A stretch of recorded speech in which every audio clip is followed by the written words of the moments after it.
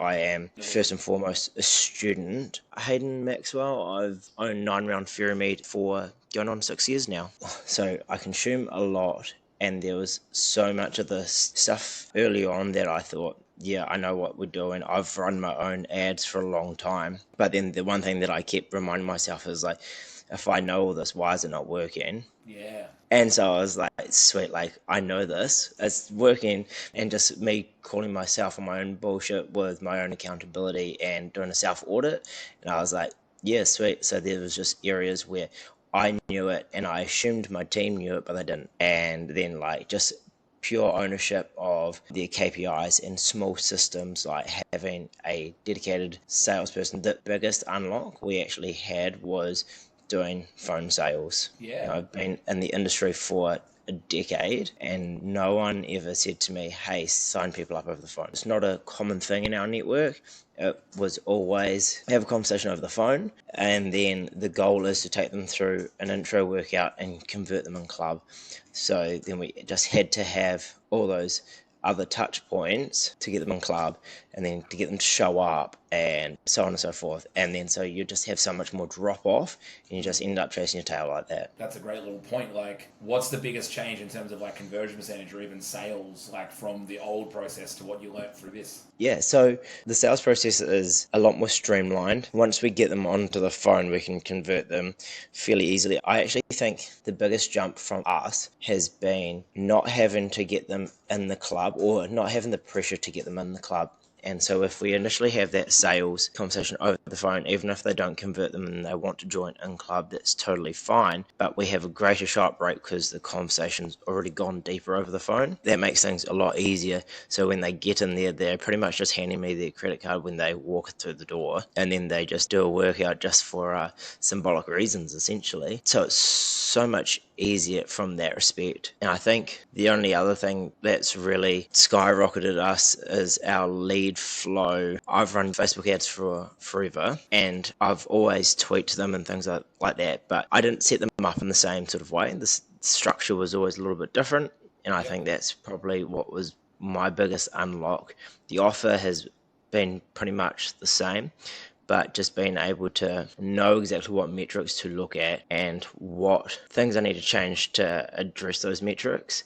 And then small things like being able to scale the spend and knowing when to scale the spend, and just those little nuggets that have big results. Correct. Yeah. In terms of the lead flow and the results and the benefit, talk to me about the actual amount of changes that's helped you with. How much more leads that brought in? Have they been more qualified, for example? Talk to us about that. So last March, I had, when I thought I knew everything, I had 42 leads and 6 sales. And then last month, I had 149 leads and 26 sales. That's a bit of a difference. Small one. That's an awesome result. So that's what we're freaking love to hear. We've just had a chat before this call too. Like, there's heaps of meat left on that bone to improve that too as well. For sure. Exciting. Yeah, it's quite scary. And like, I think there's probably only a couple of times where I had hit over triple digits in terms of leads, and I believe that's my second or third month in a row. Something's working. Absolutely. And you know what? It's definitely working through, but that's you implementing and putting in those learnings too. So take that credit. Probably my biggest thing I like is the accountability, just from coaches like yourself and then the rest of the network, and just having to do my numbers every week, things like that. That's something that as a franchisee you don't really get a whole lot of. Yes, you can sort of report back to your network and they look at your numbers, and then the guys at head office will reach out every now and then, which is all well and good, but it's stuff like the immediate feedback, that we get, and it's just like, okay, here's a fresh pair of eyes to look at the same sort of thing. So I'd be sitting there pulling my hair out, being like, Buck, I'm getting 149 leads and only 29 sales, but the revenue's still coming through the door.